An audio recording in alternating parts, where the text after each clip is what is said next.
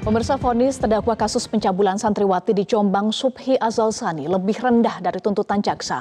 Majelis hakim menilai Subhi adalah tulang punggung keluarga dan berlaku sopan serta memperlancar jalannya sidang. Untuk informasi selengkapnya kita sudah bergabung dengan Anwar Fuadi dari Surabaya, Jawa Timur. Adi, bagaimana respon pihak terdakwa dan juga korban usai pembacaan vonis kemarin?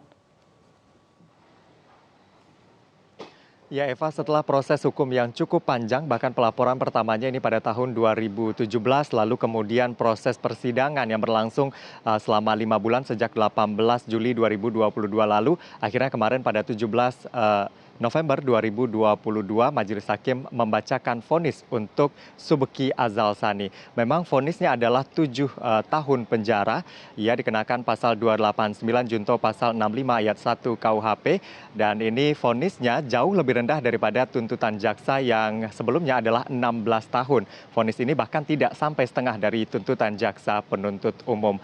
Dan kemarin usai pembacaan vonis di Pengadilan Negeri Surabaya, tepatnya di ruang sidang Cakra, untuk terdakwa Subki Azal Sani sendiri tidak memperlihatkan ekspresi berlebih begitu ketika ia divonis penjara 7 tahun. Namun ruang sidang seketika berubah begitu ya ketika adanya respon dari pendukung Subki Azal Sani yang memang menguasai atau lebih banyak begitu jumlahnya yang berada di dalam ruang sidang pada saat itu.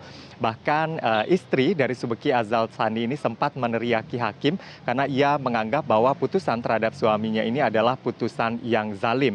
Dan bahkan juga dari penasehat hukum juga kecewa dengan proses pengadilan yang berlangsung yang pada akhirnya membuat kliennya harus dipenjara 7 tahun berdasarkan vonis yang disampaikan oleh hakim kemarin. Dan memang sejak awal mereka mengatakan bahwa Subki Azal Sani dalam proses persidangan tidak ada satupun yang kemudian memberatkan Subki Azal Sani. Apalagi saksi-saksi yang dihadirkan oleh JPU mayoritas menurut penasihat hukum adalah saksi testimonium de auditu atau yang tidak hadir langsung pada saat peristiwa itu terjadi, namun hanya mendengarkan keterangan dari pihak-pihak lain begitu, sehingga saksi-saksi faktalah yang seharusnya dipertimbangkan oleh hakim dalam persidangan. Namun faktanya hakim memvonis Subki Azal Sani bersalah dan harus dipenjara selama 7 tahun. Lalu untuk tanggapan dari keluarga ataupun pendamping di ruang sidang, apalagi memang untuk korban ini saat ini berada di bawah perlindungan LPSK. Namun tadi kami sempat menghubungi pendamping dari korban Subki Azal Sani ini, yaitu ada beberapa poin untuk menanggapi kemarin. Yang pertama, ini vonis yang disampaikan bukti bersalah secara hukum. Meskipun 7 tahun penjara ini belum sesuai dengan harapan mereka. Karena ia juga mempertanyakan begitu ya, sense of justice terhadap korban kekerasan seksual, dalam hal ini korban dari Subki Azal Sani. Ia juga menyayangkan, pada poin selanjutnya ia juga menyayangkan vonis 7 tahun penjara ini melihat pasal yang diterapkan oleh majelis hakim yaitu 289 KUHP harusnya bisa lebih dari 7 tahun atau selama-lamanya ini bisa 9 tahun. Namun hakim hanya memberikan hukuman 7 tahun penjara kepada Subki Azal Sani. Hal ini mengingat banyaknya tekanan fisik dan juga mental yang dialami oleh korban tentunya selama proses hukum yang dihadapi. Lalu kemudian poin lain yang menjadi sorotan dari pihak pendamping adalah sangat disayangkan begitu majelis hakim tidak menyertakan pasal 285 KUHP seperti tuntutan jaksa penuntut umum. Kita ketahui sebelumnya pada tuntutannya JPU ini mengenakan pasal 285 junto pasal 65 ayat 1 KUHP dengan ancaman maksimal 16 tahun penjara. Pasal ini adalah pasal tentang perkosaan. Namun kemarin majelis hakim menerapkan pasal tentang perbuatan cabul yaitu 289 KUHP. Yaitu 289 KUHP. Dan poin selanjutnya adalah ini ada beberapa hal kemarin yang disampaikan oleh majelis hakim yang diketuai oleh Sutrisno yang meringankan Subki Azal Sani. Salah satu yang meringankan adalah ia masih muda dan juga damping korban dalam kekerasan seksual ini.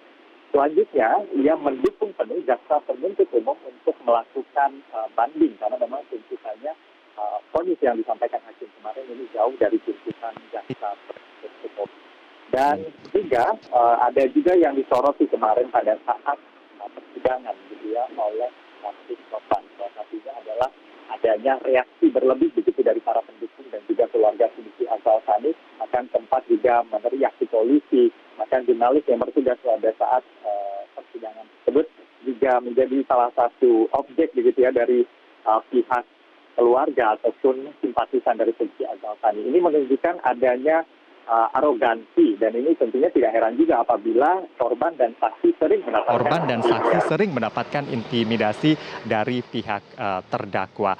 Dan kita tahu begitu ya, dalam persidangan kemarin memang hakim tidak bertanya secara langsung baik kepada JPU ataupun penasihat hukum dari Subhi Azal Sani apakah akan banding atau tidak. Namun berdasarkan informasi yang kami terima setelah persidangan kemarin, baik penasihat hukum ataupun jaksa penuntut umum saat ini masih pikir-pikir untuk mengajukan banding karena mereka memiliki waktu 7 hari. Tapi informasi tadi pagi kami menerima dari Women Crisis Center Jombang, yaitu Ana Abdillah, mengatakan bahwa ia menerima informasi bahwa JPU akan mengajukan banding terkait dengan vonis yang disampaikan kemarin.